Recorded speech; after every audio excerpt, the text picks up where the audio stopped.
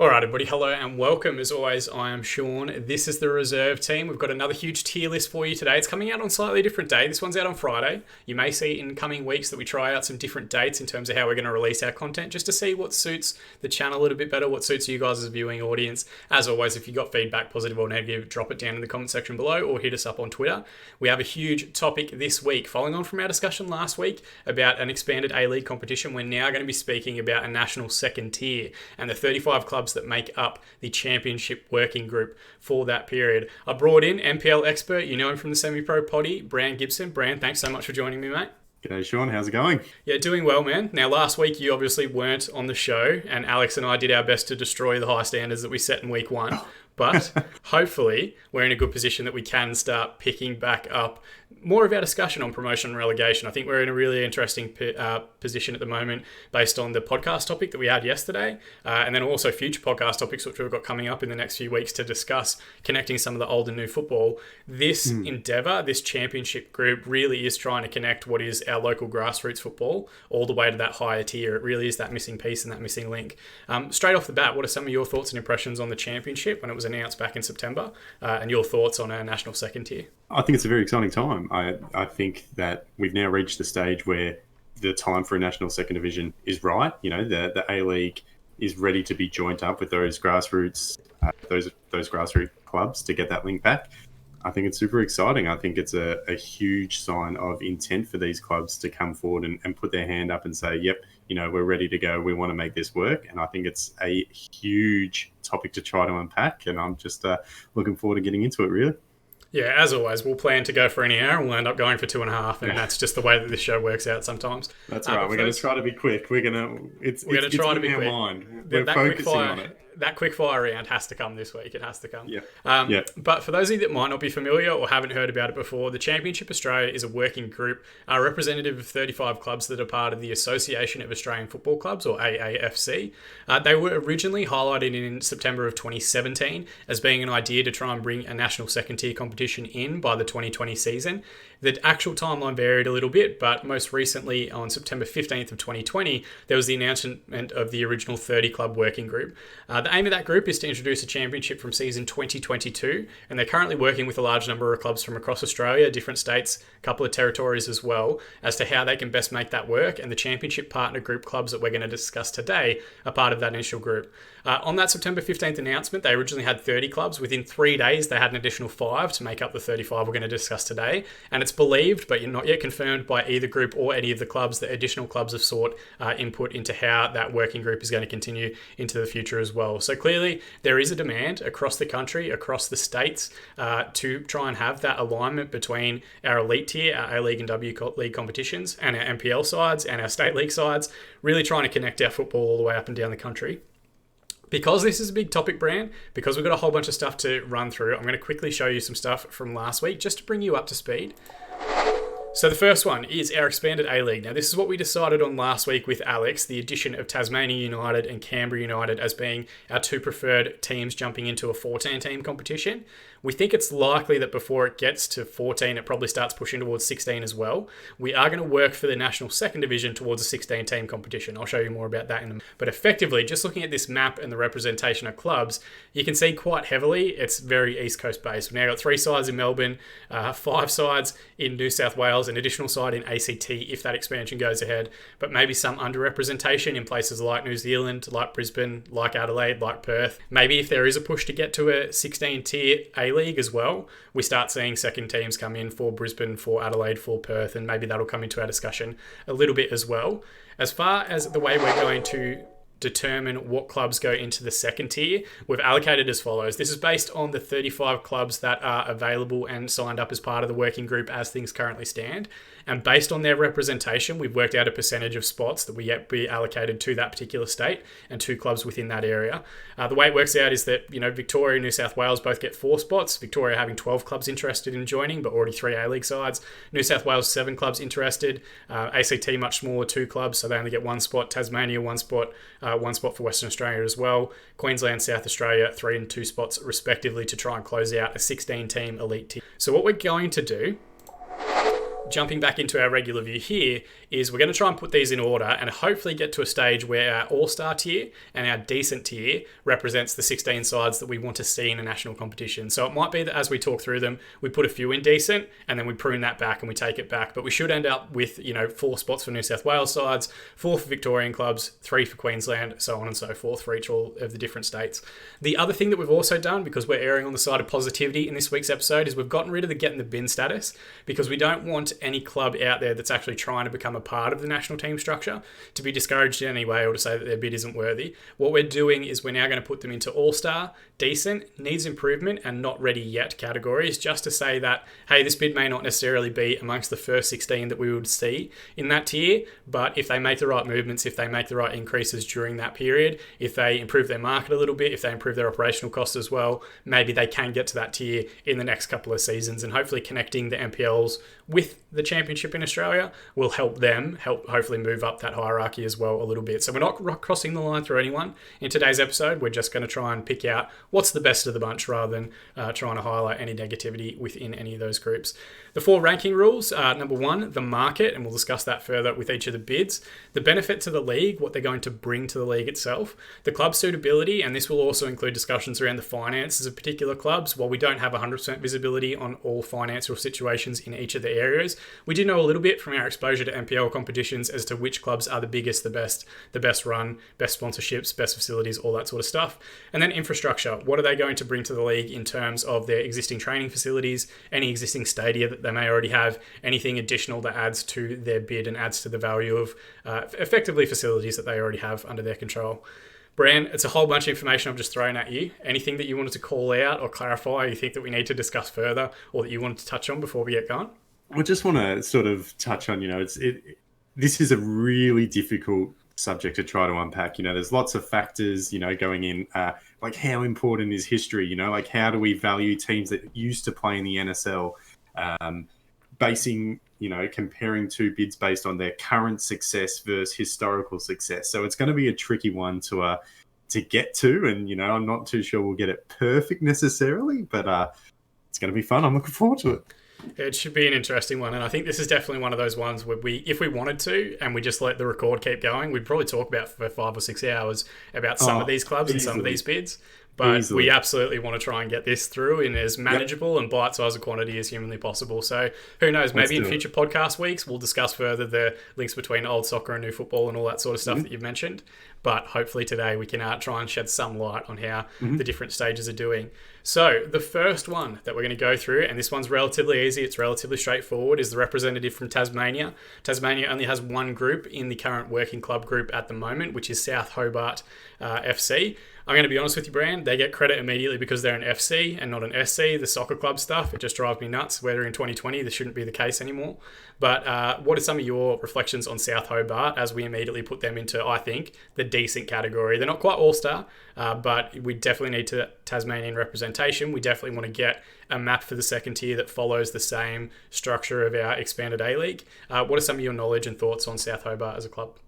Well, straight off the bat, I think decent is a good spot for them. They were founded in 1910. They're the oldest club in Tassie.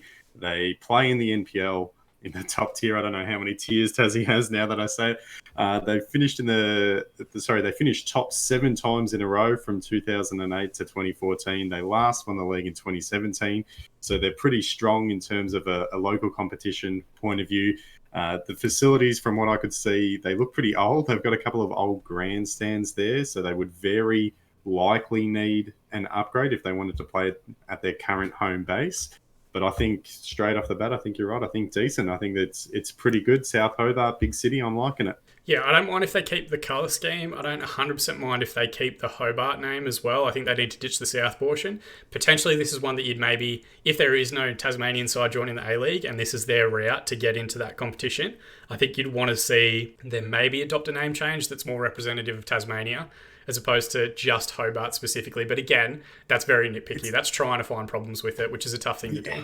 Yeah, and this is where we're talking about, history and club identity, So from my point of view, we're going to disagree on the first one here. I think stick with South Hobart. I think, they're the oldest club in Tassie, formed in 1910. They're infinitely older than a whole bunch of A-League teams. Keep it in there. But, this is what we're going to have to do, balancing, market versus club identity and history. It's going to be tough. Yeah, I think club suitability is probably the big one that jumps out for Hobart specifically. I think if they're a club that's representing Tasmania, much easier sell than a club that's just representing one suburb in Hobart. Hobart's not a huge space anyway.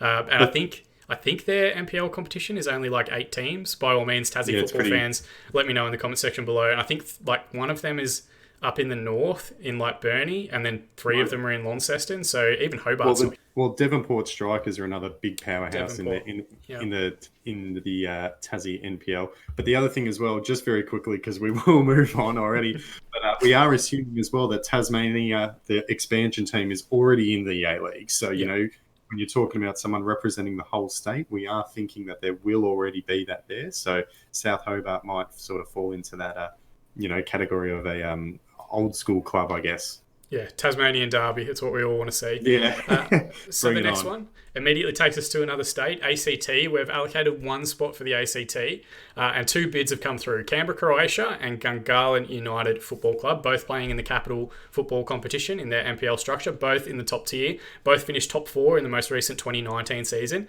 They are, interestingly, not the 2 biggest clubs in the ACT region. What are some of your thoughts and feelings just on ACT football as a whole, rather than specific to Croatia or Gungahlin? Well, I think it definitely needs a team, like we've seen in the A-League, without getting too bogged down in that, that we think Canberra United has it. I think if it's logical then that we have one team in a second division. So I think that it's definitely an area that needs to be represented. So the way that I would differentiate these two, and it's not complicated, I just looked at both of them on a map. Canberra, Croatia is based south of Lake Burley Griffin. If, under this scenario, Canberra United is being added and playing out of the AIS facilities and GIO Stadium, they're on the north side. So I think Canberra, Croatia goes above it because it's south side as opposed to north side, whereas Gungahlin is a northern suburbs town. So you don't really need 2 sides representing the same area in Canberra. It's not that big a space. I think the population is about 380 to 390,000.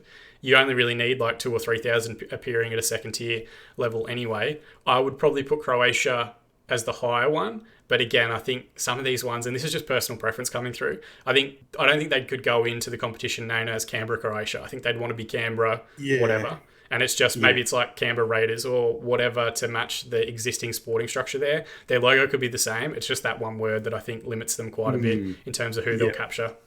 Yeah, I know I just said that I think South Hobart should keep their name, but I do agree with you on that one, that the Croatia moniker might not stick.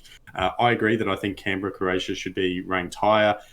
They're the most successful club in ACT history. They've got 23 league premierships and 18 finals championships. Deakin Stadium for Canberra, Croatia seems pretty good as well. It's got a couple of small covered grandstands on one side. It was also a training venue for the 2015 Asian Cup, so it got a big upgrade as part of that, like full lights. I think South Korea were based there as well. Oh, wow. So I think Canberra, Croatia would definitely go higher up there. Gungahlin, I don't know. They've won the ACT title 8 times, but not since 2000. The stadium has a very nice grandstand, but it is an oval, so that is a detractor. So I think where we've got them, I'm happy with that. Canberra, Croatia, I think is decent, and I think Gungahlin probably in the needs improvement. But I think they're just sort of not defeated, but limited by ACT's market, if that makes sense. There aren't that many suburbs for the north in Gungahlin in and around Canberra, based on what I looked at on the map. So I'm not sure how big their growth area is. Like that market portion probably kills them. Maybe we'll have a look at how high the quality is in the needs improvement status, and then you're right. Yeah, no, I just stood on a thorn. I'm at the desk really? and something pricked my foot. I don't know what I did. Sorry, we're in quick fire. Brand's minor toe injury. Let's gloss over it. It's a Gungahlin fan. A Gungahlin fan has broken into your room and killed you. Maybe we'll see what the strength is in terms of the needs improvement category, and if it's quite busy and quite hectic, maybe we do drop them down to not ready yet because of the oval stadium, and that's really the only reason. But we've got to draw the line somewhere. So we'll throw them in needs improvement for now, and I think that's ACT sorted relatively easily, relatively straightforward. We jump across to another state immediately, Western Australia. Again, just 2 bids. They've already got Perth Glory in the A-League and expanded competition. Bayswater City Soccer Club and Perth Soccer Club. Now, both of these clubs are based north of the Swan River, which isn't ideal. I think a lot of people that have called out that for a second team in West Australia would be looking for some sort of South Perth representation or Fremantle representation to help that, budding rivalry with the Perth area and have them, with their own unique identity. It is a pretty strong, league split evenly across the south side of Perth and the north side of Perth as far as the state leagues are concerned. What are some of your initial thoughts on Bayswater and Perth's bids, and how would you look to try and prioritise the two? Well, it's a little bit of a tricky one because you look at Perth and I would have thought that would be, a shoe-in for two teams in a second division. But then of this original 35, there's only two clubs in there. So I'm a little bit surprised from the outside looking in that there weren't more. Having said that, though, I do think these are two strong contenders. Perth Sc, they both play in the WA NPL. Perth, looking at them specifically, they've won the league double 3 times in the last 4 seasons. They've made the NPL finals 3 times. So I think that's when the champions from each state all gather together and have a tournament. So they've made that 3 times, sort of the best of the best in the NPL. Perth Sc, the stadium has one sizable covered grandstand, which is pretty good. And there's a great photo on Facebook as well of a recent game that they played there where they had tables and umbrellas on a hill next to it, which looked pretty darn sweet. So it sort of had the grandstand and then a cool kind of picnic viewing area was sunny. That looked great. So for me, I'm thinking, it's a tough one because then you look at Bayswater as well. They've Premier and Champions 2014, 15, 17. Undefeated in 2015 as well. They made the NPL final, series grand final that year as well. They don't have much of a stadium, Bayswater, but from what I could find, they are trying to upgrade facilities, lobbying with the government. They got council approval, but no funding. So for me, I'm thinking probably Perth. I'm putting in the All-Star just because we've got to put, we want a Perth team in there. So for me, I'm going Perth Sc, I reckon, in the All-Star, and then Bayswater, I would probably have decent. What do you think? I would take Bayswater out of it. So we've only got one spot to give to Western Australia, but I think you've kind of hit the nail on the head. It's really tough. It's the slimmest of margins. So maybe we put Bayswater at the top of that list.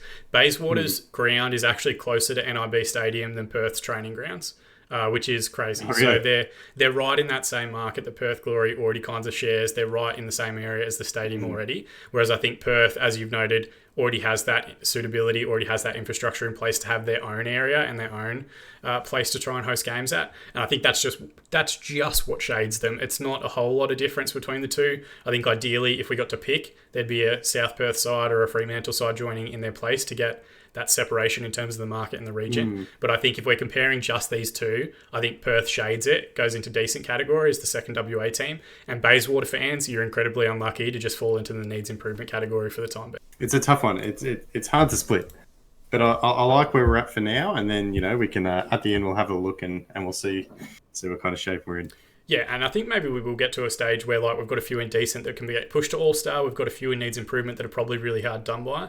But maybe we come back at the end and discuss each tier and see if there's anything we want to adjust and move as we continue talking through.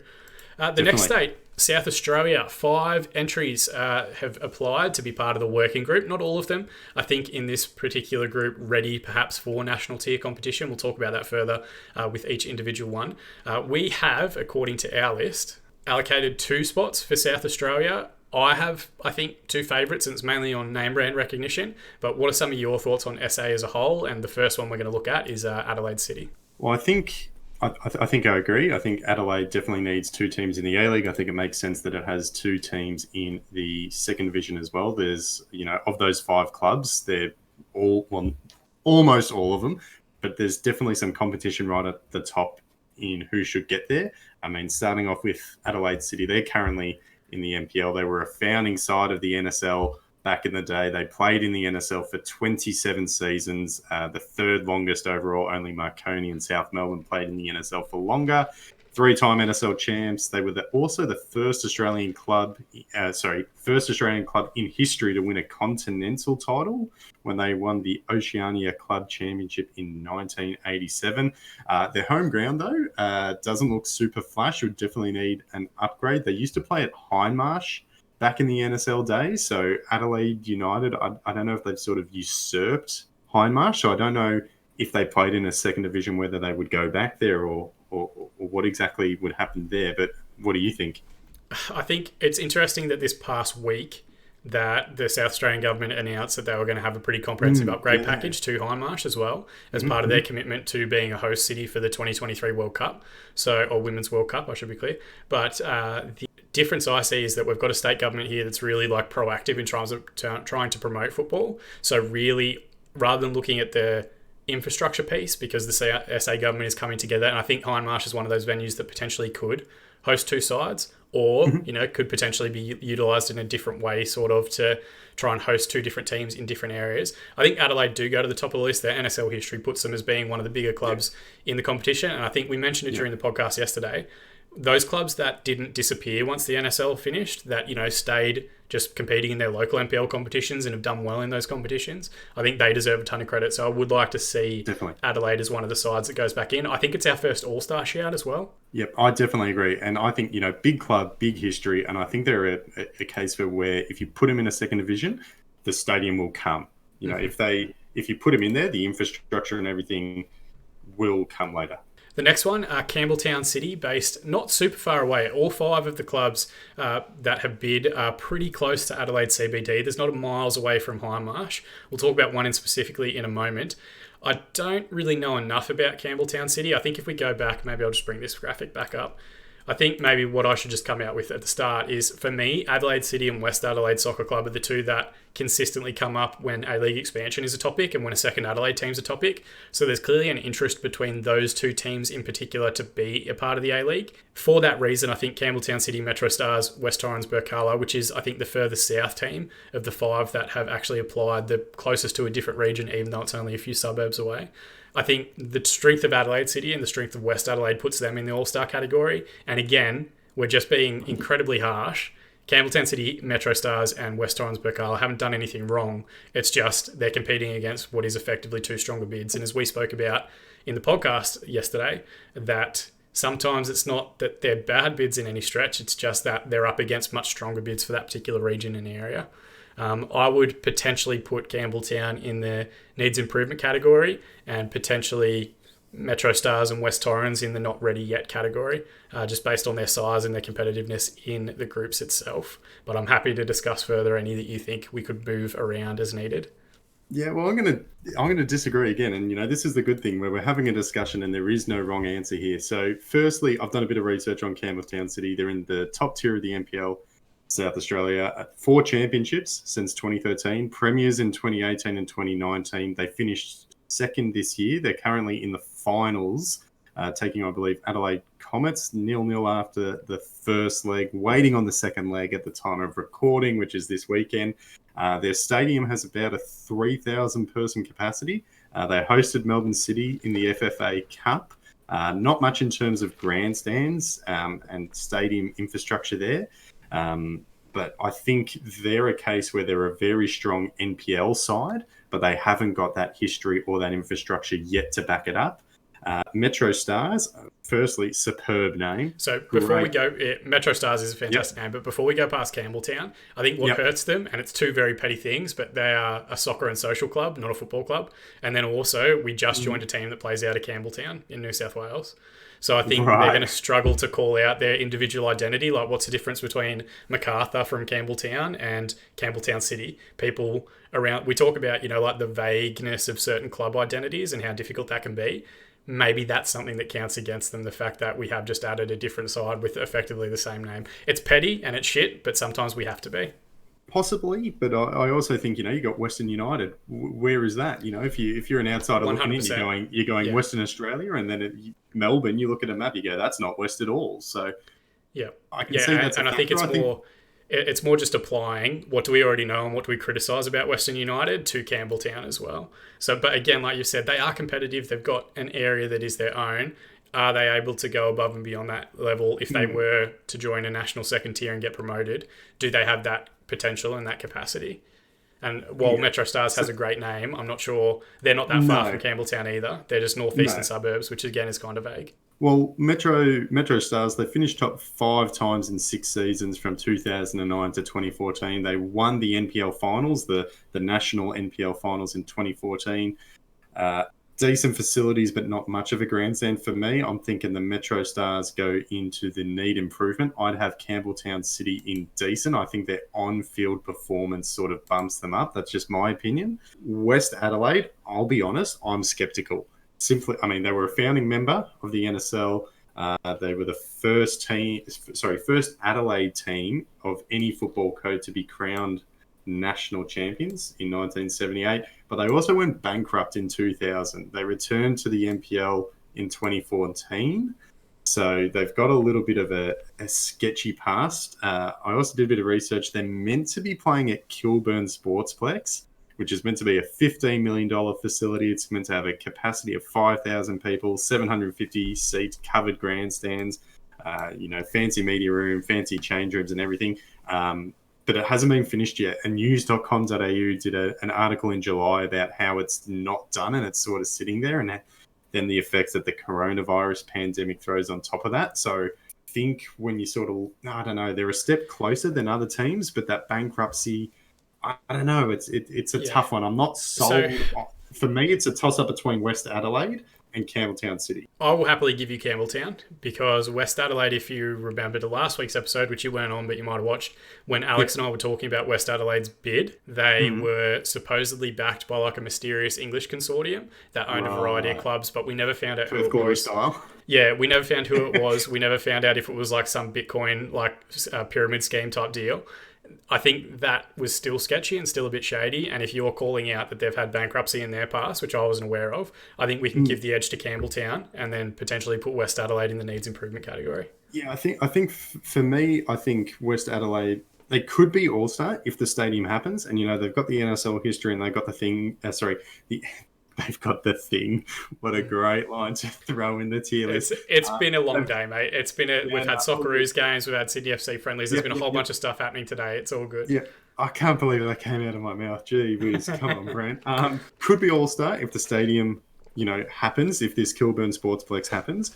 But I think they've got to get their house in order. So for me, we talked previously about risky bids. I think West Adelaide would be a little bit risky. If you had asked me to do my own list, I would have had West Adelaide and Adelaide City in the All-Star category, because I think South Australia is doing the right things, but I think you convinced me. Campbelltown ahead of West Adelaide, but it's by the slimmest of margins, and it's only because we don't know for certain what their situation is. Yep. And chime in. Let us know if we're wrong. Yeah, I know. They're already all caps in the comment section below. I can see we're not popular in the South Australian demographic today, unless Campbelltown City fans catch wind of it.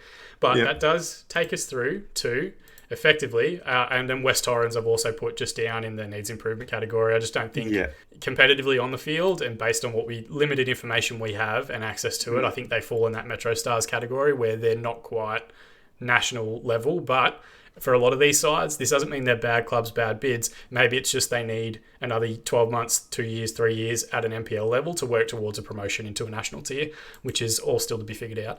But that does bring us... Yeah, just very quickly, I'd almost have them in our fourth tier, to be honest. They're playing in the second division of South Australia. I'm quite sceptical about this one. Don't know a lot about him. Apparently, James Troyes used to play there. There we go. That's all I know. He must have been under 12s. I'm going to put them down there, and I'm going to put for the time being Gungahlin United there, just because of the conversation that we're about to have, which is about some of these Queensland clubs. Now, Queensland, as we saw in our map, underrepresented, just Brisbane and the south coast of Queensland. They have previously had Gold Coast United. They have previously had North Queensland Fury involved. Gold Coast United, to their credit, has risen again as a Phoenix club playing in the NPL competition. We've mentioned Western Pride last week, or Ipswich, or West Brisbane, or whatever you want to call it, as another promotion area, not necessarily associated with Western Pride, who we see here, but a key area always identified for expansion of the league itself. Of the 6 bids that you can see here, any of them jumping out in particular as being, head and shoulders above the rest. We've got 3 positions that we need to assign here, and then 3 that we're going to put into the needs improvement or not ready yet category. We'll start with Gold Coast United. Obviously, previous A-League experience makes it a little bit easier, but what are some of your thoughts? For me, they're in the All-Star. I think, the fact that they were a former A-League club, it's a little bit tricky because we haven't had a Phoenix club sort of rise back up to the A-League. But I feel like the biggest thing for the Gold Coast is I feel like they could be scaled up very quickly. Like they played at, what was it? I can't remember, the same Seabus Super Stadium. Seabus Super Stadium, Yeah. yes. So as a previous venue, that's got a 27,000 seat capacity. That might be too big. So they might have to find somewhere smaller. But I think the doubt over whether they could succeed is definitely there, considering that they failed for the first time around and they failed for a reason. A big part of that was Clive Palmer. But, when you're talking about a second division spot, you're sort of going, okay, well, actually, was there more to it? I think they're worthy of a second chance. I don't know if they have the grassroots support, which I think could hurt them in the second division. I think that is absolutely key. I don't know where their fans would come from, if that makes sense. Why? I don't know. There's when you haven't got the history and you haven't got the grassroots, I think that becomes a problem for Gold Coast United. Having said that, I think a second division would be a good chance for them to prove their credentials and earn a spot back in the A-League. So for me, they're all-star. Professional experience, learn lessons from a tough past. I think they're top. Yeah, I think you're right. I think what we have to kind of also do is we've got to scale back our expectations on, these aren't A-League expectations, they're national second tier expectations. So 3,000 for Gold Coast is great. I think their football community there deserves credit for not folding and doing nothing. They've got a very good women's NPL side in Queensland. I'm not sure how their men's side did this most previous year. Shane Smelt's still playing for them, still a Clive Palmer representative in Parliament, but that's a whole other podcast that we'll get into later. I think they go in all-star category because they're not going to get an A-League spot again, and they don't really deserve an A-League spot over some other areas, given that they have failed in the past. Admittedly, not the fault of their fans, not really the fault of the region. It was largely to do with the ownership model that they were using. But yeah, I think all-star category is fine for a second tier, and some of those criticisms you said, maybe that's what prevents them from getting promoted back to the A-League or prevents their footballing ability from shining through. But again, I think if we're adding Queensland sides, we need to, one, be mindful of the Brisbane market, and then also where else can we put plate teams. Gold Coast has that facility there and ready to go, which is absolutely... And one very quick chime in, I think with the second division as a whole, it's going to be a fantastic proving ground for a large number of these teams that can't quite, aren't going to be not gifted, but aren't going to be given an A-League bid. The second division is going to be the perfect opportunity for them to get their house in order, build up, fan bases, build up facilities and everything. And then, a couple of years down the track, they go, boom, whether it's via promotion or expansion, we're A-League ready. I think Gold Coast fit perfectly into that category. Yeah, and I'd agree. I think this is the championship or the second tier or whatever it's going to be called. This is a proving ground for a lot of bids that have question marks against them because it's much easier to drag a team out of a second division than it is an A-League competition just because of the logistics involved. The next one, Brisbane Olympic. So they play in Queensland NPL at the moment. They currently sit in second place. I do believe the Queensland NPL season is still carrying on. They won the league double in 2013. They play at Goodwin Park, which has a seated grandstand and a standing section on one side as well. Would most likely need an upgrade. Good community venue, but by no means, a stadium, in particularly when we compare it to some of these other clubs in other states coming up later on. For me, I reckon they're decent. I don't think they're necessarily all-star, but that's my impression. What about you?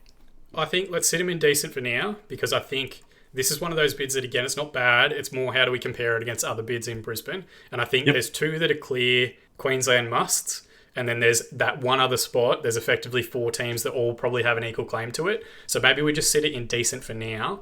And then maybe we just loop back in and have a quick conversation before we jump out of Queensland about what we're going to do. So next one up, Peninsula Power. I don't know a tremendous amount about Peninsula Power, but what I do know is that they play in a very similar area to where Brisbane Roar are now going to be playing, the Redcliffe area. Their stadium is not far from Dolphin Stadium, which is where Brisbane Roar are going to be playing next season.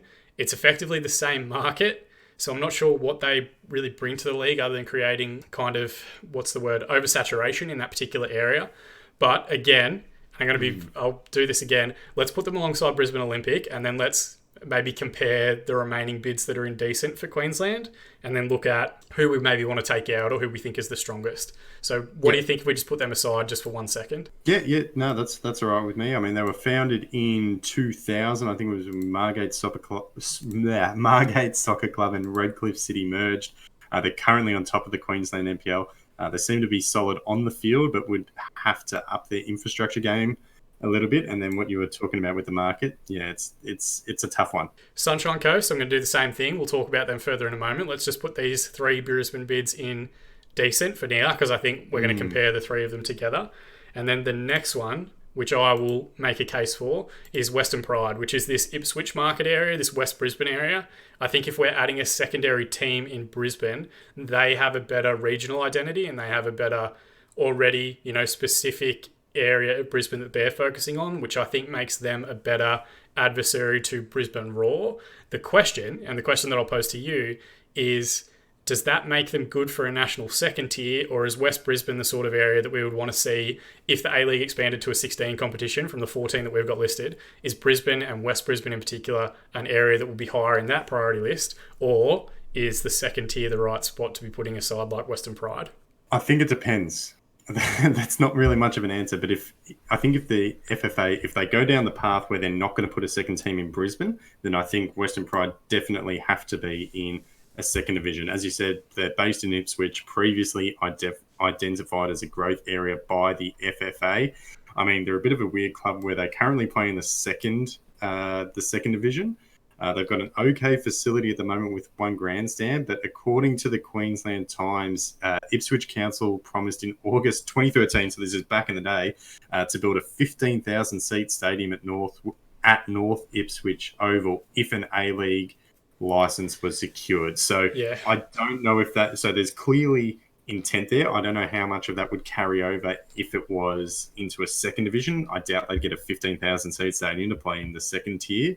I don't know. I just think if that was still relevant, that's a huge deal. So it may or may not translate to a national second division, though. So it's we did discuss it last week, and that mayor is no longer in power. So we don't know if that bid is. We don't know if that is still coming, and what that redevelopment of North Ipswich Oval would look like. But they do have an alright existing facility in Ipswich, so it's a tricky one. I would, if you're going to ask me, based on let's assume under the assumption that we're just looking at the 14 teams in our expanded A-League competition where there is no second Brisbane side, I think they go all-star as being a key market, as being a big benefit to the league in terms of a second Brisbane City side. I think they've got good club suitability given that they are a structure that's been there for a while, albeit at NPL2 level, and I think they've got most of the infrastructure. Where I think this becomes challenging, and I'm happy to, if you want to discuss it further, put them back down here in decent and we talk about all 5 bids. If we're picking 2 of them out, I think Western Pride is one of the ones that immediately stands up to me. And then the last one is potentially the most challenging one. And I'll just jump across to the photo of them, Wynnum Wolves, who I know nothing about, but we'll talk about them in a moment. I think Western Pride, you've got to... Yeah, so I know a little bit. I'll go through that when we introduce them in a sec. I think maybe what do we view as being the most important for this 4 sides? Is it Peninsula Power's current ability in the squad? Is it Brisbane Olympics history in the old NSL competition in their national tier in NPL? Or is it the Sunshine Coast as being a market that's specific and unique to itself and an area for the Sunshine Coast that hasn't really ever been represented in a national tier before? So I think Western Pride is above those 4, but Olympic, Power, Sunshine Coast and Wynnum Wolves are relatively all at the same level. I mean, for me... Wynnum Wolves, just off the bat, great name. I'm a sucker for alliteration, so I think that's fantastic. I can get around that. Second tier in the Football Queensland Premier League, they would definitely need a major facility upgrade. For me, I don't think they're decent. Sorry, Wynnum Wolves. I think that I would have them probably right down the bottom. I just cannot see them getting too near a second division. And again, outsider looking in, I might be totally wrong if people know more about them than I do. I think Sunshine Coast... Just before we go past Wynnum Wolves, so Wynnum Wolves, this is the one thing I do know about them. Rabier Cryan, who I've probably butchered the pronunciation of his name, he was the head of the AAFC, the Associated Australian Football Clubs, or Association of Australian Football Clubs, when in the 2017 expansion was announced and when the championship was originally put together. He left that role in 2019 as Lang Walker's CEO for MacArthur. Then when Lang Walker sold his shares and left MacArthur, he stood down. And then his immediate first job was to go to Wynnum Wolves, rebrand them from Wynnum Districts to become Wynnum Wolves, and now he's immediately pushing for them to be a part of a second tier as well. So, while yes, it's good to have people involved in football, I don't know what the scenario and situation is with them, that the previous chairman of the Championship Australia, or the body managing the working group, is now their chairman as a thing. I'd agree. I'd put them in the not ready yet category, because I don't know. It's rare that I see a logo and a badge or hear a name at a club level that I don't know who they are anywhere across Australia, just because of the exposure that we get and playing years and years of Football Manager databases from Australia. So they go down for that. I think Olympic probably goes down because, and hear me out here, I think if you've got 3 sides for the Brisbane area, Western Pride representing Ipswich, Brisbane representing Suncorp Stadium, the actual Brisbane City area, and then Peninsula Power representing the Redcliffe area, the Moreton Bay region. You've got 3 distinct areas, but the same thing could be said for Sunshine Coast. If Brisbane Roar is going to be in the Redcliffe area for a long time, going to be playing at a Dolphin Stadium for the foreseeable future, I don't think you put Peninsula Power in just yet, and I think you go with Sunshine Coast. But this is literally a toss of a coin between the two of them. First, what do you think about how I've dropped Olympic, and what do you think about those two? It's tough. I would probably have Olympic above Peninsula Power, just because, in my opinion, I favour not necessarily history a little bit more. I think you've got to be a little bit more proven. I think Olympic are that over Peninsula Power founded it, or not founded, but sort of merged in 2000. So it's a tough one. When we start getting into market, that's when I'm not so sure. That's when you can convince it either way. Quickly, though, I do just want to touch on Sunshine Coast FC because I think they are fascinating. I think they are very, very similar to Western Pride. Previously had a stint in the top tier. They're currently in the second division. Don't know a lot about their current facilities. However, they're very good. So we actually did talk about them last week. Sunshine Coast Stadium.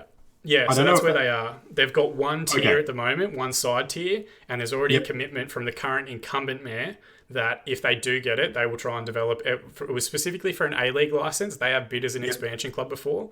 They actually bid in the 2018 process as a state league side, so they weren't even in NPL competition at that time. They are now, but they apparently have a long-standing idea or target of getting into a national tier competition by 2025. So they've got a long-term target and a long-term investment period where they are getting continually renewed facilities and they are growing as a region. I think they look at football as being their key market entry as opposed to NRL, AFL, any other region, which is I think makes it very interesting. Yeah, well, I mean, Sunshine Coast Stadium, from the research that I did, if that's where they are based, then that's bloody great.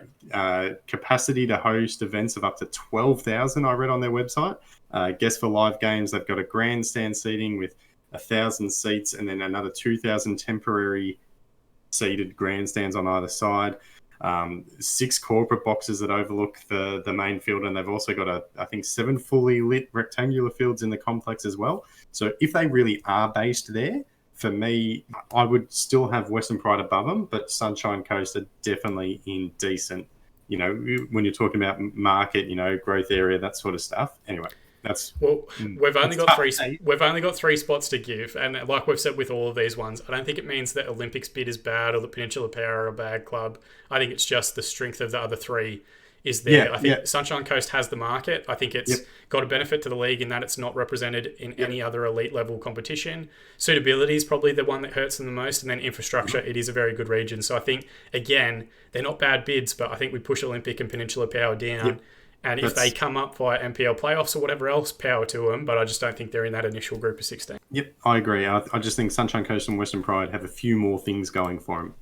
Anyway, moving on. So, Queensland to finish off, Gold Coast United, Western Pride / Ipswich, and Sunshine Coast. Those are the 3 that we've pushed in. Unlucky for Wollongong Wolves, Brisbane Olympic, and Peninsula Power. Now we get to the tough ones, all right? So we've actually done pretty well sticking to our quick fire solutions, I think, with most of the states. New South Wales is going to be a nightmare. Victoria is an absolute minefield of shit that we're going to have to go through. New South Wales submitted 7 bids. Apia Lockhart Tigers, Edgeworth FC Eagles, based just in and around Newcastle, which we'll speak about further in a moment. Marconi Stallions, ex-NSL side. Rockdale Illingdon, who recently lost the NPL final. Is that right? Finished on top, lost the grand final on penalties. Yeah, and came back twice from 2-0, 2-1 down and then 2-0 down or something like that. I can't remember. But a hell of a game. 3-2 down, then equalised. Stunning game, great game. 2-1 up, 3-2 down, then equalised, then lost on penalty. Big Macedonian club. Chrissy's no doubt going to kick our asses once we get back into the Slack chat tomorrow. Sydney Olympic Football Club, of course, ex-NSL. Sydney United 58, of course, ex-NSL, and a very strong history in the NPL New South Wales competition. And then everybody's favourite, Wollongong Wolves. Hear me out for one more second, right? I think Wollongong goes straight to the top of All-Star. I think Wollongong, if you're talking about national second tier competition, they are A1. They've got everything. They've got the market. They are on their own in that Wollongong area that looks itself as being separate to the Southern Sydney area. They're going to bring huge stuff to the league. Their club suitability is fantastic. Their infrastructure is phenomenal with the WIN Stadium. I think they go straight to the top of All-Star. The rest of them, I am less necessarily easily swayed on it. What are some of your thoughts and feelings immediately looking at that group? Okay, immediately looking at that group, totally agree. Wollongong Wolves, top of All-Star. I mean, they're currently in the top flight of New South Wales, previously bid for an A-League licence, and they got quite deep in the process, so that says a lot. Former NSL club, that's in their favour. It's not essential, but it's a big tick. 2 times NSL champions. Their current facilities where they play are a little bit lacking, a couple of small grandstands, but as you said, they've got WIN Stadium there, so again, that upscalability, for lack of a better term, is easily there. So I think that's great. I think they're top of All-Star. Bang, let's go. I think Who's I did mention this last week. Their narrative, I think, given how much difficulty, and there have been times when they were the best bid available, and the FFA has just gone in different directions, and they've stuck with it, and they've bid in 2005, 2008, 2010, 2012, 2018. I think the best thing and the best way to close out their story about getting back to the National League would be as inaugural champions of the championship or as inaugural champions of a second tier. So hopefully that happens for Wollongong, and that's how they get back to the A-League. And, Central Coast can go and play in Division 2 for a little while. They deserve that. But yeah, I 100% agree with that. Jumping forward to Apia Lockhart. Now, what I can do is I can put them all in the decent tier again, if that's an easy way to talk through it, so we can reference them both at the same time, if you think that's easier. I think Apia goes into decent for now. I think Edgeworth, for me, is probably at the top of the group, because I think if we look at the map of what areas we want represented, Edgeworth, being in the Newcastle area, has a different market to the other sides. It's got a different benefit to the league in that there is a potential derby with the Newcastle Jets. Maybe club suitability isn't quite there, given that they play in the NPL, Northern New South Wales Premier League, as opposed to the just New South Wales NPL, which is a much stronger competition. But again, Edgeworth Eagles have performed quite well a variety of times in the FFA Cup. They have represented, I think, their region quite well in the FFA Cup as well. We are, again, just in that really shitty scenario where we've got to kind of split hairs between different bids. And that's why I think Edgeworth is on top based on its differential market, rather than necessarily it being that much bigger or different a club to the other ones listed. Any of there that are jumping out at you as being like, this is a must-have, this is one that we need? Yeah, there's a few, and it's going to be hard to narrow down. So for me, I think, we have 7 teams in New South Wales in our proposed division. I think a few of them are slam dunk, not Wollongong Wolves slam dunk, but they are layups. They are sure bets, 100% going to be in the national second division. So I should clarify, we've got 7 clubs that are part of the working group. We've got 4 positions that we want to give. We've already given 1 to Wollongong, so there's 3 more for us to give out, which is where this gets very tough. So I think one of them goes to I think one of them goes to Edgeworth for me, and then we've got to find out a way, how do we fit into the remaining 2 spots for Apia Lockhart, Rockdale Illingdon, Marconi Stallions, Sydney Olympic, and Sydney United. And that is very, very tough and very, very harsh on all of those bids. But I think when we're looking for the overall benefit to the league and how we want different markets represented, if we want different benefits for the league, I think maybe Edgeworth, as a promoted side, playing against Newcastle Jets could be huge for that region, could be a huge benefit to the league. I think Newcastle getting relegated and playing Edgeworth could be huge benefit to a second division. I think there's a lot that they offer outside of just themselves. But again, that doesn't necessarily mean that they're a better club or that they have better suitability or infrastructure compared to those bigger Sydney-based sides. And maybe this is one of those ones where it's not a reflection on Sydney United or Sydney Olympic or Marconi or Rockdale or Lockhart. It's just New South Wales is already oversaturated with clubs. So we're kind of I look at it a little bit. But I'm happy to defer to you. I trust your judgment and your experience. All right. Well, I'll go through them. So let's go Edgeworth. So I agree. I reckon they're pretty much all-star. I think, the fact that they're regional helps. To get that diversity. I see them as big fish, small pond, playing in the Northern New South Wales Premier League. It then becomes tricky to compare them to some of those Sydney NPL teams. They finished on top this season. They defeated Maitland in the grand final. They've won 4 of the last 6 grand finals. They've made the NPL finals 4 times, which is the most out of any club. So I think they're there. I think it's, their regionality in this instance that gets them over other clubs. But I totally agree, put them in All-Star. So that leaves us, 2 more Sydney spots now that we've 2 spots and 5 clubs, which is very, very tough. All right. So here's my take. Marconi Stallions, I reckon All-Star. Former NSL. They spent 28 seasons in the NSL, 4 times NSL champs. They're currently in the NPL. Stadium is ready to go. A bit old, would need a bit of an upgrade. But when we're talking about stadiums, comparing them to a lot of other teams, some of these Sydney clubs, these former NSL clubs, have some fantastic facilities. And that history and tradition that's sort of tied in with it. What is it? The water tower at Marconi. It's iconic. And then Club Marconi linked in with it. It just looks like a sweet setup. I think they've got the history. They've got the facilities. For me, Marconi, All-Star. Powering through it. The other one I reckon who's going to be All-Star is Sydney United. Huge club, former NSL, 21 seasons, currently in the NPL.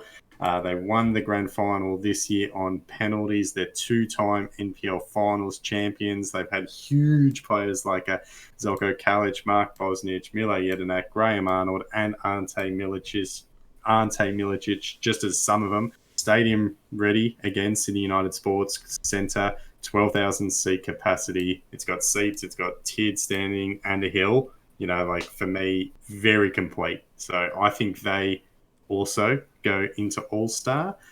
Sydney Olympic, they're going to be a little bit hard done by. I think they're going to be one of the clubs that are looking at Edgeworth and going, oh, geez, we think we should have that spot. If Wollongong counts as regional, I think Sydney Olympic are going to be the tough luck losers here for Edgeworth. Here's what I will say, because we discussed it last week, and it's probably going to come up with a couple of the clubs we talk about for Victoria as well. Yep. These clubs that still have such strong ties to their ethnic affiliations of the past are going to struggle to get new eyes on the A-League product, because they don't necessarily care about the A-League, they just care about the club. So I think Sydney Olympic is one of those, and the same case could be made of Sydney United, to be completely fair and transparent. But I think whereas the way we've split it, right, 2 regional spots, Wollongong, Edgeworth, 2 Sydney metropolitan spots. I think Marconi, as you've mentioned, has a stronger history, and it's got a long line of Socceroos players that have come through the Marconi junior structure and set up across the last 30 to 40 years. Sydney United, I think you've called out correctly, has had different coaches at an NPL level that have made the jump to A-League football. Mark Rudin, who we don't talk about because he's a stalker and a bully, but a few other players and other coaching staff as well. We then kind of drop down to what I think is another tier, but again, they're not bad clubs. Like Lockhart is a great club. Rockdale Illingdon, we just spoke about, has had a fantastic season on the field and has very vocal support. And Sydney Olympic obviously has large ties to the Greek community in Sydney. None of them are bad. It's just, this is the tough part. Like, for those clubs, it may even help galvanise them a little bit further that they want to get promoted out of NPL New South Wales and then into the second tier. And it just means their journey's a little bit different. It doesn't mean that but it gives them a pathway. Yeah, exactly. Yeah. They have a pathway to get to the A-League now.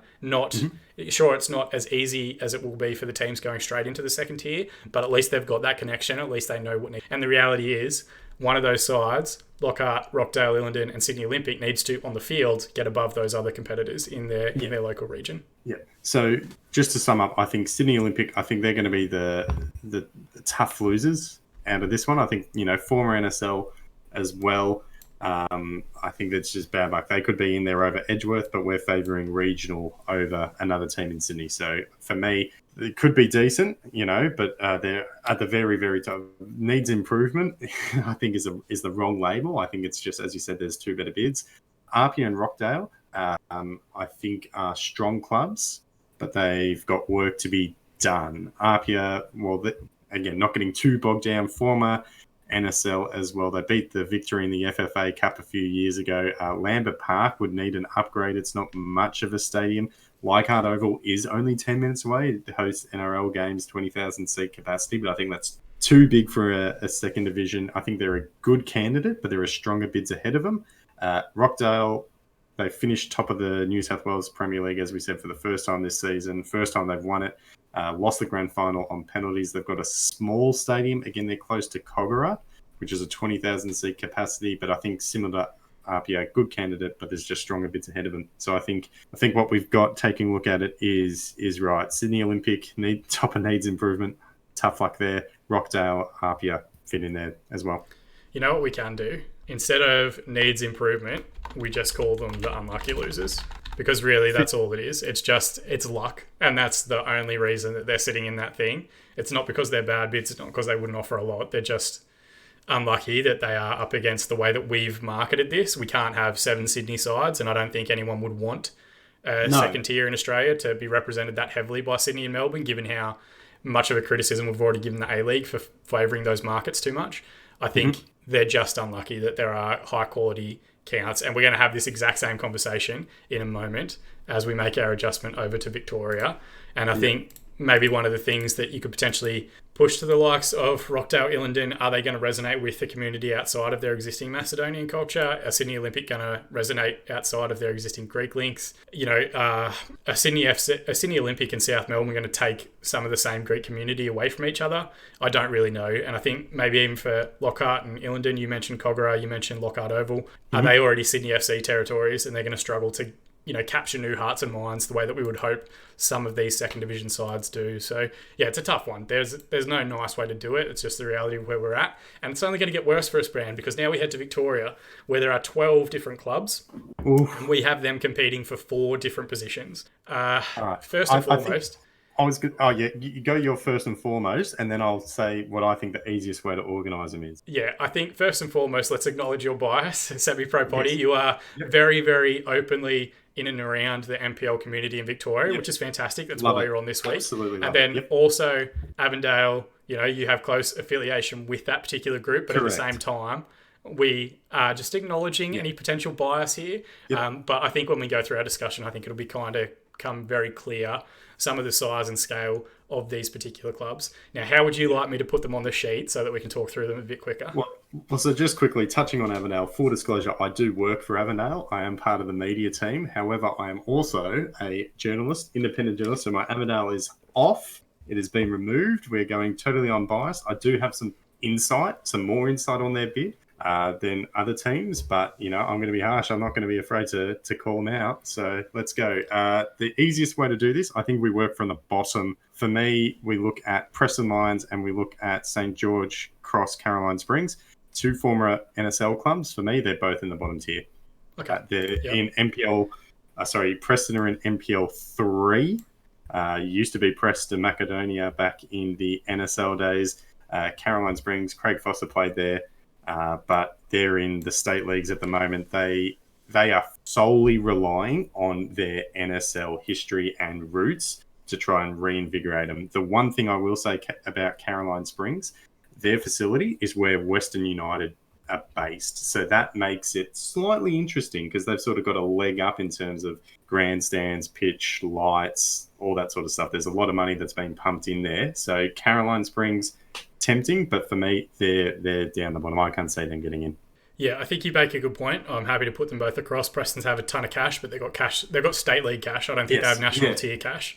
Caroline Springs, big growth area. Yep. But again, like Caroline Springs wasn't actually a club 3 years ago. It was Sunshine George Cross, and they relocated to that area.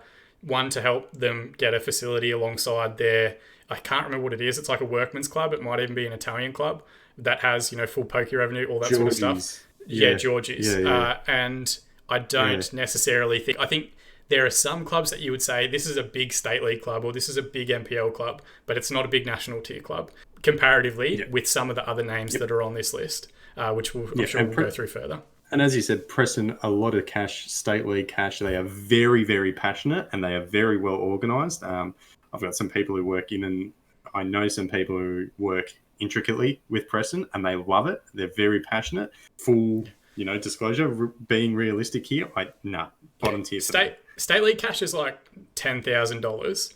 NPL cash is like $100,000. A-League national tier cash, we're getting into the millions. And that's an entirely different subset of revenue that they have to sort of get through. And there's only so many pokies that these different clubs can install. I think you're right to make that decision. But does it make our list any easier? Not particularly. All right. Where would you think is the next, starting from the bottom, working our way up, where do you think are the next? I've got 3 in mind, but I'm happy to defer to you. Well, I'm going to go with Altona Magic. I reckon they're in the bottom category as well. They were very successful on a Victorian level in the 90s and the 2000s. They had a rough decade in the 2010s. They spent a lot of time in the State League NPL 2. They have absolutely no grandstands, standing room only. I cannot see it happening. They had a bit of an exodus last year after they got relegated from the NPL. Can't see it happening. Put them down the bottom for me. I mean, I love them. Cool name, cool logo, cool kit, everything. They tick a lot of boxes, but a national second division box is absolutely not one of them. Yeah, and I would echo the sentiment and say that if they had a market, Western United just took it. So there isn't isn't anything unique enough about Altona as a region, or specific enough about Altona as a region to make me think that they are national. I would potentially, existing infrastructure isn't there as well. Sorry, I think we got some lag talking over here, but the existing infrastructure, absolutely not there. So this is what we get for making, a business decision to be reliant on national broadband network. It's just, it's absolute garbage. So we're going to have to work through these things. Here's where I think it gets tricky for us, right? I'm going to put some on the board and I'm just going to put them there as discussion points about where I think they currently sit. I think Hume City, Bulleen and Oakley potentially go into a tier that we would call unlucky losers, potentially not ready yet. I think Hume City has fantastic facilities. ABD Stadium is what I would imagine a proper national second tier ground is like, where they've got one really good stand and capacity for standing fans. I think Bulleen Lions. So just quickly on Hume, they had a crowd of 6,000 at an FFA Cup game against the Melbourne Victory. So that sort of gives what that stadium is. That's pretty much perfect for a second division, as you said. But I don't necessarily see them having the specific market. And I'll discuss that why in a minute. So Hume City, Bulleen Lions, both kind of like northern-ish suburbs, somewhat northwest, somewhat northeast, but northern area. And I think there's two better bids in that area, which we'll talk about here in a moment. And then similar for Oakley Cannons, I think when we talk about bids representing a particular region and area, there's another bid that comes up in a moment, which is perhaps more indicative of that southeastern region, which we've spoken about previously with Team 11. And we'll talk about that further. So again, it's not necessarily a reflection on them. I think it's more a reflection on the strength of the other bids. So I would put those down in the unlucky lose category. I would say Avondale probably goes into that bucket as well, mainly just because of strength of brand and their history within the competition. Again, not taking them out of it, but trying to put, and we're going to have to push someone down into a not ready yet because we're running out of space in our category, but I think based on just the strength of the other bids, and I'll talk about that further in a moment, they would go down towards the bottom of the tiers. So let's drop these down here. So chiming in on a few of them, I agree with Oakley. They've got a strong history in Victoria, but they've never appeared at a national level. They've made the finals on a consistent basis in the NPL in Victoria. The current stadium's got a 5,000 capacity. It's got a 1,000 seat stadium side, which is quite nice, but again, it's not much of a stadium. Their biggest draw card is they are famous in Victoria for having by far the best Supers in the NPL, which is a huge hooking point. I know a lot of people in the NPL community who love going to Oakley purely for the Supers. I don't think they're there. FC Bulleen Lions, I agree.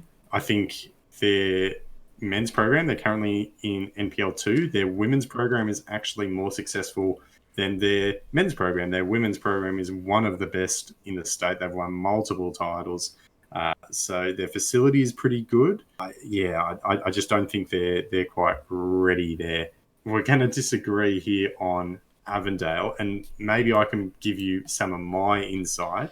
Can I throw one more in and let's compare them together? Because the other one, the last one, is Bentley. And I think Bentley and Avondale kind of get grouped together. If we were judging this on their football program over the last 5 years, Bentley are fantastic. But Kingston Heath is a venue. They have hosted FFA Cup games before against Perth Glory. But, I don't think it has seats, does it? No, but it was standing room. I think Perth beat them 3-0, 4-0, maybe in 2016, 2017. By all means, let me know in the comments below what year that was. But you could tell that infrastructure-wise, they weren't quite there. I think their market isn't necessarily there. Bentley's a specific suburb in the southeast region. I don't think they're going to resonate with a whole lot of people. And I think club suitability, they're again this kind of tier. They could be a very, very good NPL side for the next 10 years, but would they be able to...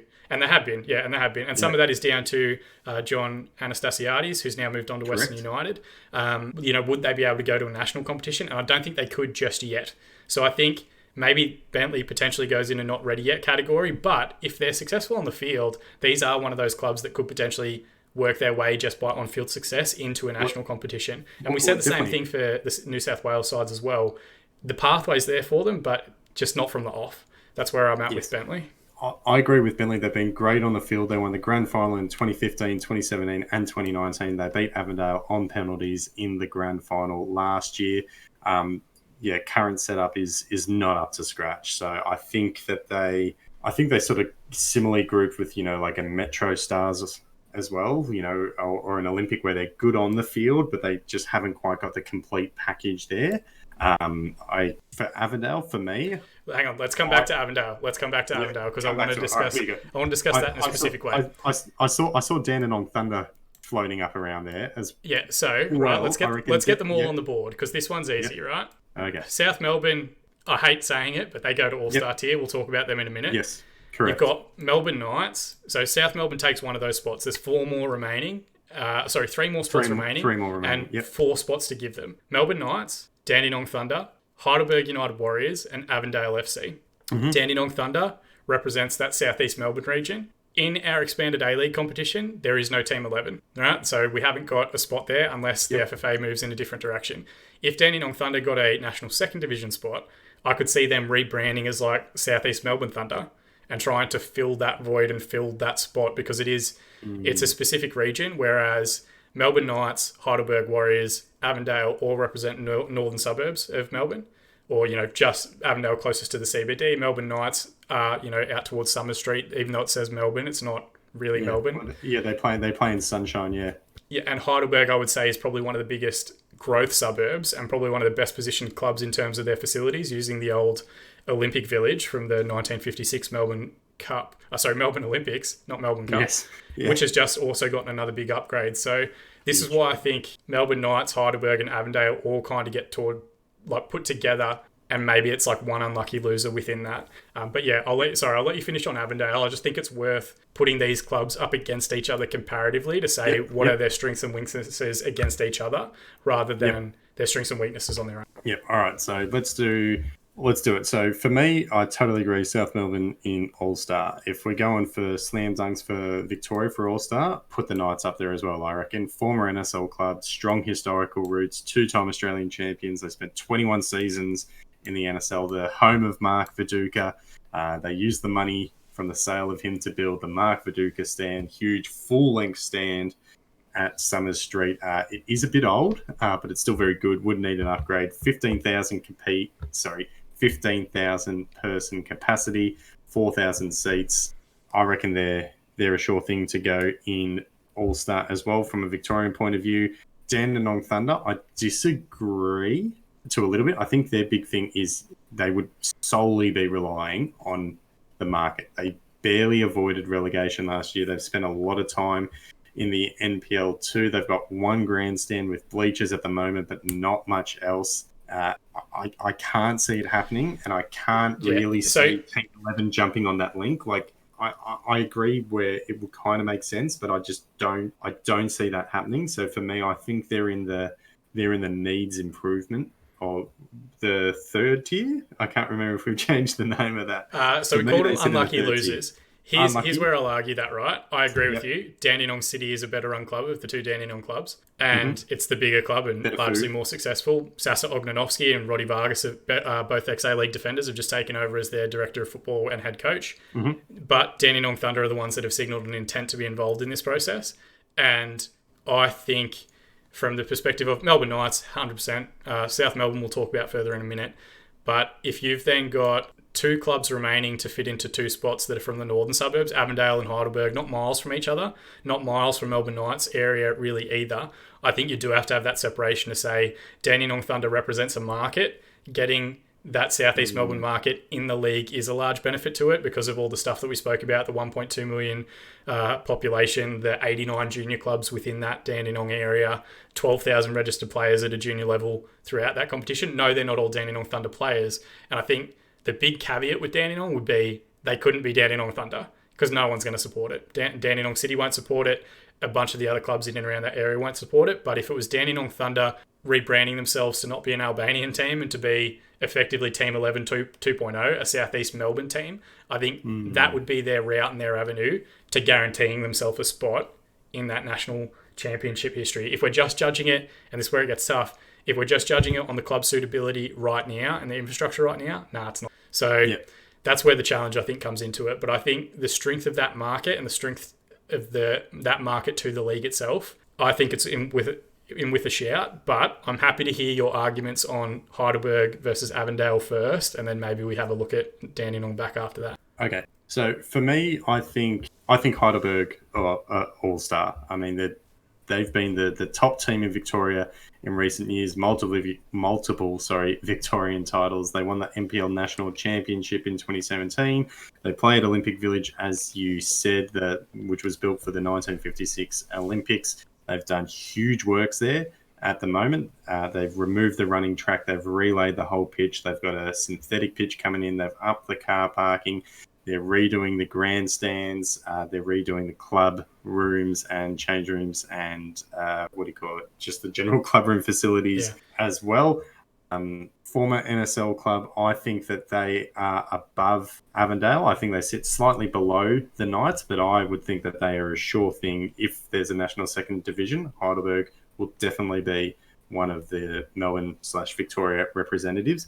I think what we come down to is Avondale versus Dandenong Thunder. So Avondale have been huge lately, up-and-coming club in Victoria. They don't have the same history as a lot of other clubs, but what I can tell, from being involved with the club is that they have very big ambitions. They were promoted 5 times in 6 seasons to reach the top flight in the NPL. They've been strong performers since reaching the top flight. They've improved every year they've got there. They've made back-to-back grand finals. They've lost both.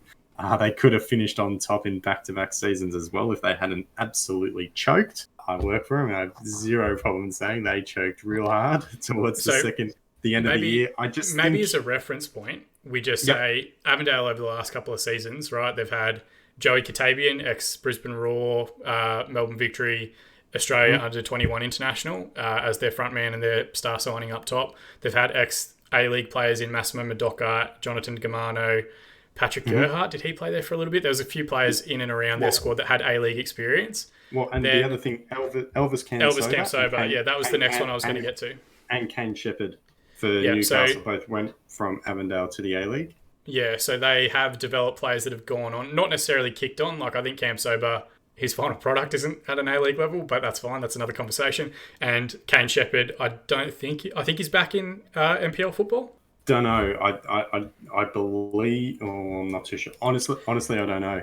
I could be wrong, and I could be thinking of someone completely different. I think he's opened his own football academy and is based in and around New South Wales NPL, operating the KS Academy or whatever it's called. By all means, Kane, if you're watching, fan of the show, let me know and correct it and plug your thing in the comment section below. So there is a record for Avondale developing top-tier talent, potentially more so than South Melbourne, Melbourne Knights, Heidelberg, because they don't have that many players that came through those groups that are now at an A-League tier. But I would say that South Melbourne, Melbourne Knights, Heidelberg have stronger junior structures, have bigger clubs. So I don't think they're at that tier. Yep. I think where do you think let's put this a different way, right? Where do you think Avondale's biggest strength is? So Dandenong Thunder, their biggest strength is the market and the representation not existing for Southeast Melbourne. What is Avondale's biggest strength that they would bring to a second division? I think their biggest strength is sort of goes hand in hand. Their on-field success lately has been top-notch. Their ability to bring in big players. They cop a lot of flack in the NPL for being a money club, just splashing the cash to attract players. But part of that is building a culture. They've got a lot of players who have been in and around A-League systems, with youth teams who didn't get a crack, stuff like that, who come from interstate to play at Avondale. So I think their ability to attract players who want to do better, and I think that ties into their second thing, which is ambition. So I think this is where we can split Avondale and Dandenong. I think Avondale, they've got huge ambitions from a board level or club level. When it comes to a second division and the potential A-League, they're doing everything off their own bat. They're upgrading the facilities. Avenger Park, full disclosure at the moment, has absolutely nothing. It's got a temporary grandstand. They only just put a scoreboard in, but they're doing it. They're building grandstands. They're building new change rooms. They're upgrading all the facilities. It's going to be a host venue for the Women's World Cup, I believe, as well, for teams that are based in Melbourne. So there's going to be cash involved in that. I think they're doing that, right? Yes, correct. Yeah. Sorry, not an actual game venue, but clubs are going to be based out of there. So I think they're doing a lot more things off their own bat, where Dandenong are going to have to be reliant on the market and sort of team level. I think that's where you split it. I think Avondale are better on the field and they're doing more things on their own. Dandenong, a much larger market area, poorer on the field, but if they could tie in Team 11, so it's a coin flip for me. I think Avondale as a club are a much, much, much stronger bid than Dandenong Thunder, but that market case that you make is extremely tempting for Dandenong. So I could see, and I think maybe Avondale getting in on pure footballing ability and current infrastructure, but Dandenong Thunder could get a huge shot in the arm if councils and team. If you took Melbourne Knights, South Melbourne and Heidelberg out of the NPL structure, Avondale would probably get there themselves anyway on the strength of their football program and based on their ambition and based on whatever else they've got. So I think, you make a case, and I understand what you're saying and I understand what you're putting it to. I think kind of one of the criticisms that you've given Dandenong is why they would potentially need the second tier spot ahead of Avondale, because they're not going to get it otherwise. Because they're not going to get that funding, that state government money, all that stuff that we know the Southeast Melbourne bids need until they hit that tier and they hit that national exposure. I think they're really going to struggle to get out of it. My bias comes from, I desperately would prefer it to not be Dandenong and Team 11 in there somewhere, but we know prioritisation of efforts, the oversaturation of the Melbourne market, we're probably not going to see any further Melbourne or Sydney, I think, new franchises, new market entries. I think what we would prefer to see, based on our discussion last week and remaining consistent, is second teams in Adelaide, Brisbane, Perth, wherever else, potentially New Zealand as well. So I'm happy to drop Dandenong down if that's what you think is. If you think Avondale is the better bid for a national second tier right now, I think we can go with that.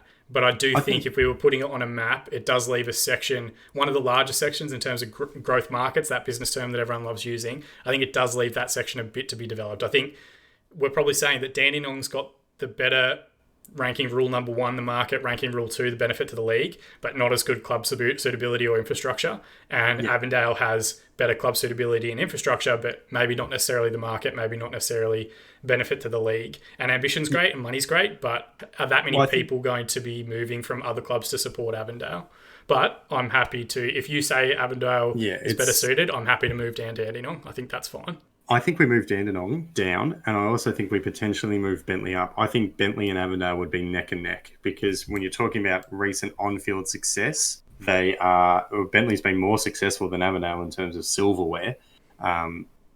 It's just, you're looking at where the two teams are trending, like Avondale are sort of up and coming, whereas Bentley in terms of facilities and stuff seem a little bit more stagnant.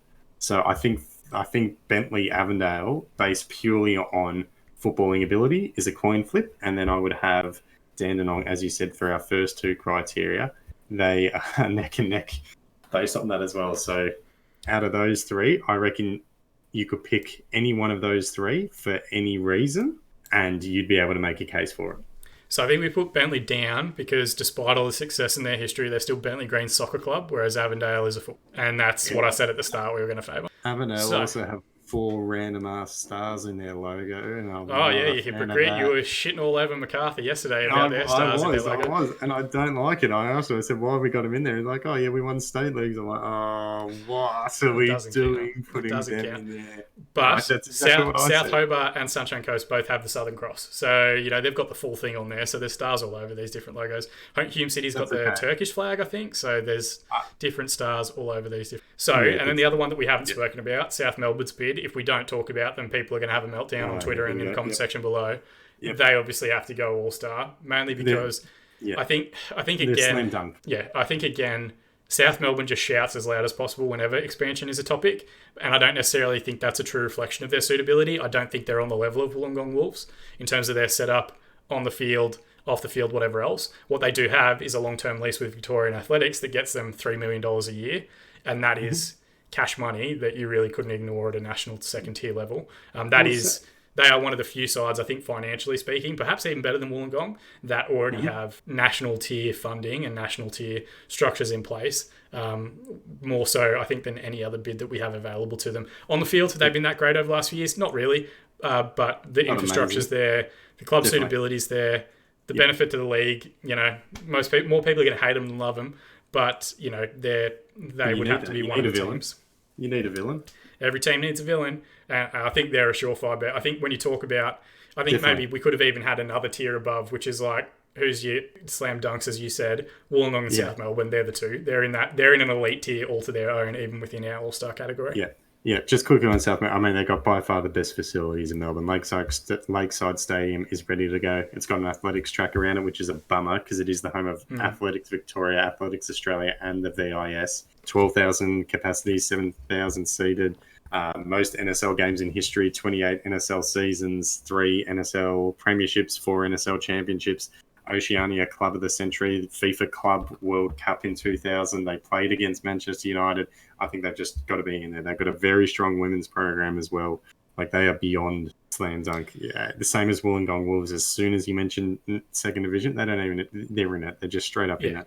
They're in it. Yeah, so that one's easy, and maybe we didn't pay them that much attention in this episode because they are such a slam dunk entry, and maybe we could probably do whole podcasts on Wollongong and South Melbourne and what they bring to the league, but the reality is if you're doing a second tier, there's no way that they couldn't be in there. So that does get us to 16. I think there's a couple that perhaps could have gone either way. I think there's a couple that perhaps we even disagree on, but we have in the All-Star category, Wollongong Wolves, South Melbourne, Adelaide City, Gold Coast United, Western Pride / Ipswich, and Edgeworth Eagles. Any in that group that you think maybe we were a little bit too credit towards, or that you think potentially could move down a little bit, only as far as decent? I think they stay in the division, but any there that you think we need to relook at? Yeah, just nitpicking, I would probably put Marconi and Sydney United in All-Star. I think if, we've got South Melbourne in there, I think they're All-Star. I would probably drop Edgeworth down one tier just because I think there are stronger teams in Sydney than they are. So I think, a lot of their status comes down to their regionality, like not to be a, a token.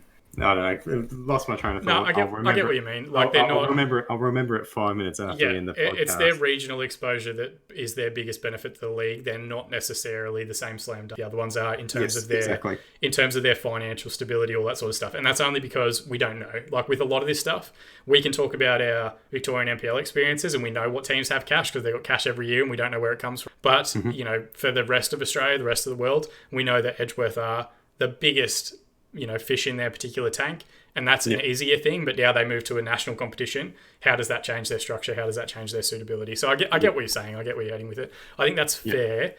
I think the All-Star category is like for our elite must-have bids. So I'm not as reliant on Marconi or Sydney, and the only reason I say that, not because they're not great bids, but if someone turned around and said it's not Marconi, it's going to be Sydney Olympic, I'd be like, yep, cool, makes sense. Or if someone said it's not going to be Sydney United, Rockdale have won the league last year, so they're going to go in, I'd be like, yeah, cool, makes sense. I don't think when we talk about Wollongong, when we talk about South Melbourne, who cares how they played last year? They're in. Like, that's it. They're just that big a club. Yeah. And I think the same for Adelaide City. I think the same for Gold Coast in terms of representation for those areas. I think the same for West Brisbane. But Marconi and Sydney, I don't necessarily think they are as straightforward just because of some of the other strengths. And the same thing that I've done with Melbourne Knights and Heidelberg. If someone turned around and said, it's not going to be Heidelberg, it's Bentley, I'd be like, oh yeah, makes sense. If they said it's not going to be Melbourne Knights, it's going to be Dandenong, I'd be like, oh yeah, fair enough, I get it.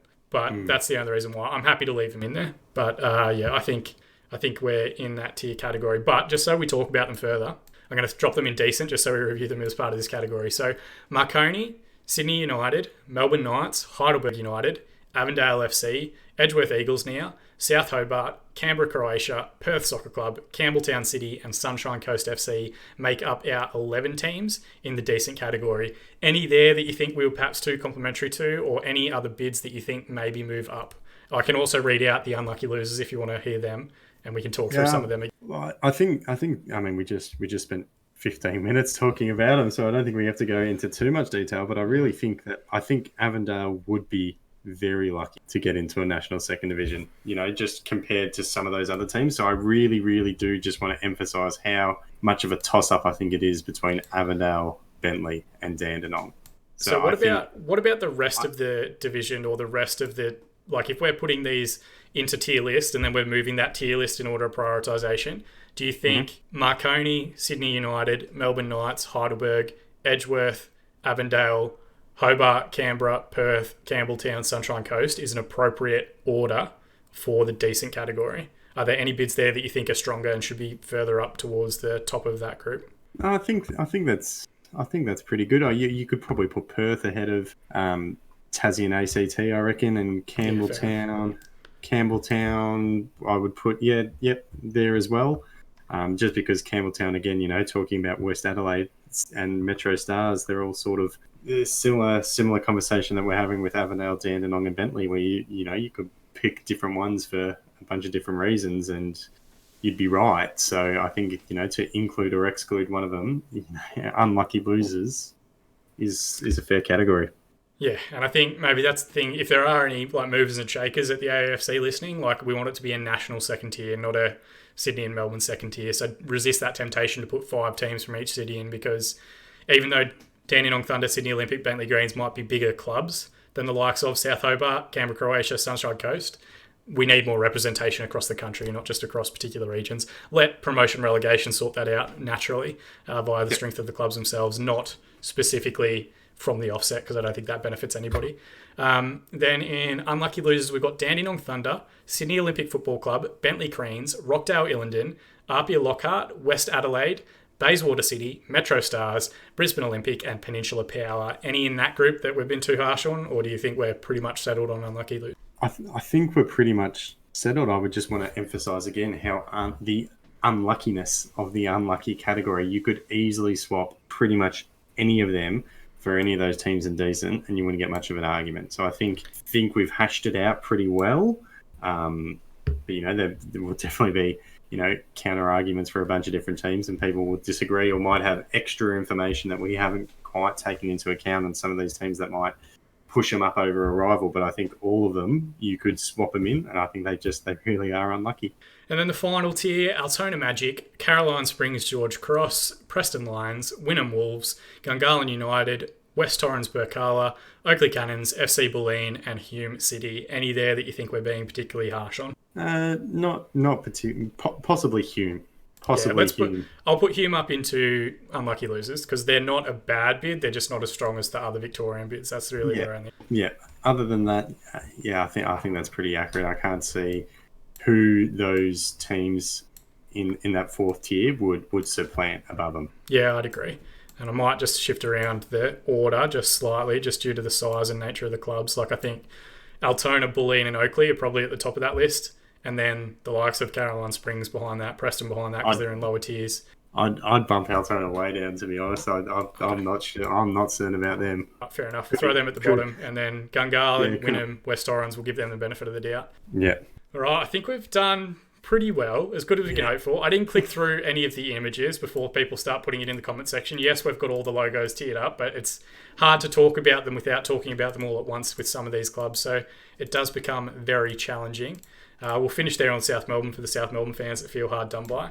The last thing that I think really we wanted to kind of reflect on, and yes, we've gone flying over time as we always do, but what are some of your thoughts and comments on the championship as a whole? What do you want to see, and what are your key and critical things that we would hope for with a national second tier? I think it's great. I think it's going to be crucial. I think the big thing that a second tier is going to do is really act as a proving ground for a couple of reasons. So I think for teams like an Avondale, like a Bentley, like a Campbelltown, like a Rockdale, who have been pretty good in the league but have never had a pathway to greater success, I think for them, a second division is a huge motivator for them to, go out and spend money on upgrading facilities, spend money on better coaching, better junior programs, better equipment, all that sort of stuff. So it gives them a goal to shoot for, and a very attainable goal.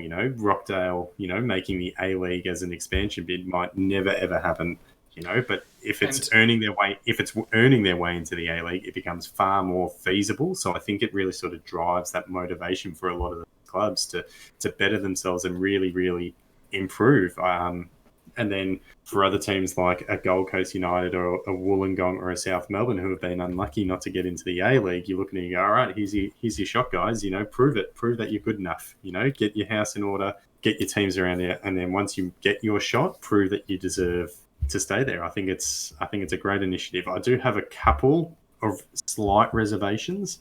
The main thing is once we get this second division, what's going to happen to the NPL? If you've got the NPL Victoria and you're pulling South Melbourne, the Knights, Heidelberg, Avondale, or Bentley out of that, what's left? It's sort of like, when they talk about the Premier League and the European Super League, it's like if the top 6 go to the Super League, what does that leave in England? A similar one there.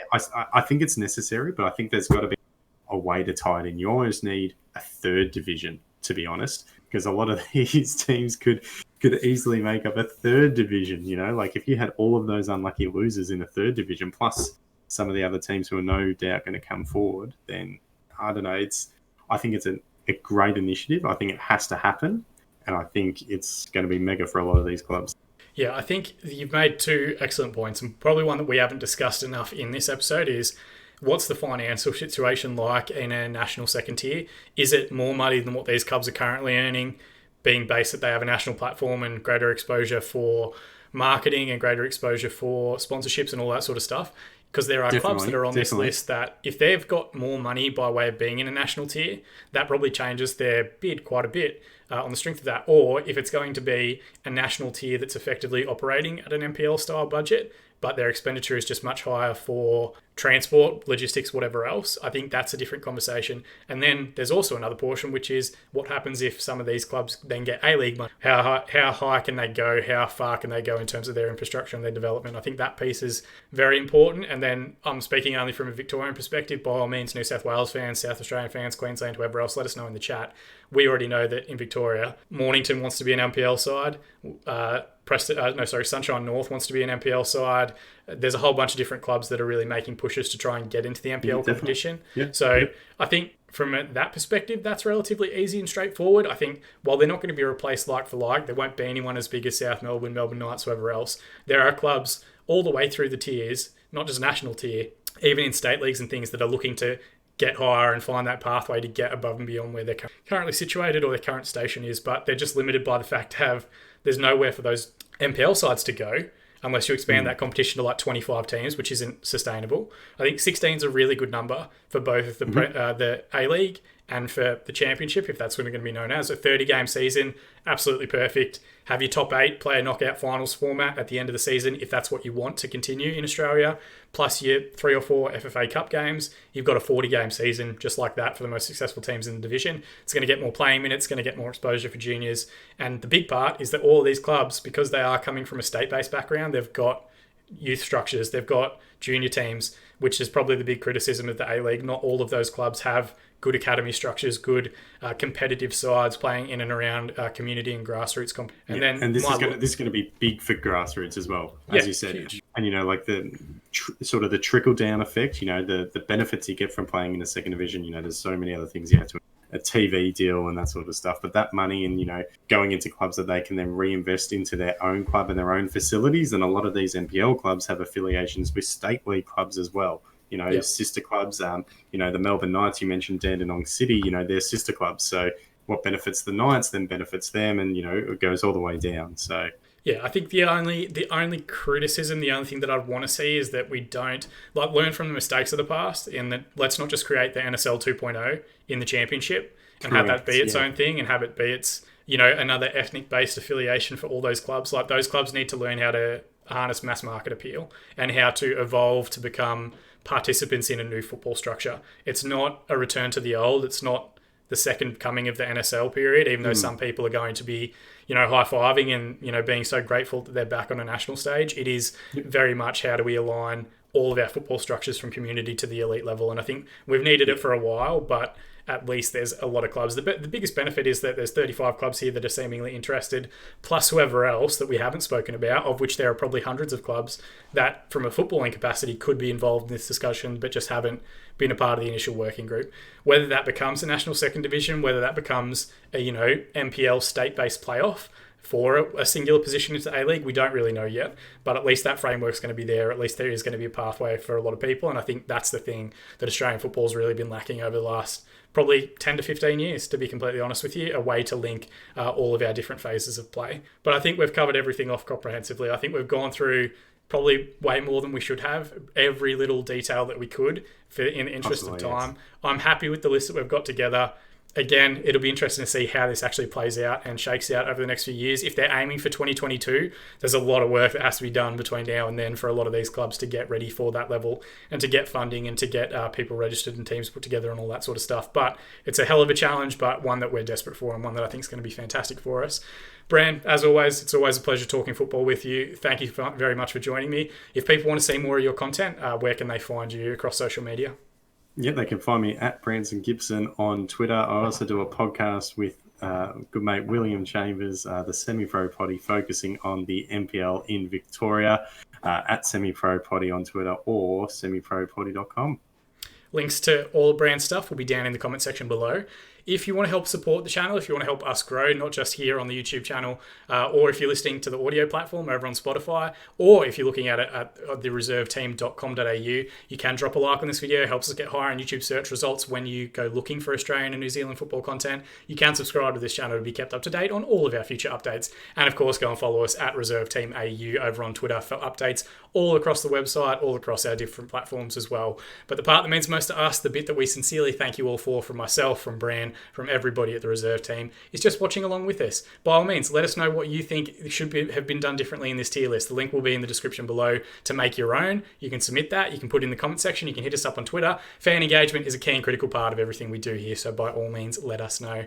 As always, though, I've been Sean, and we'll see you all again next time.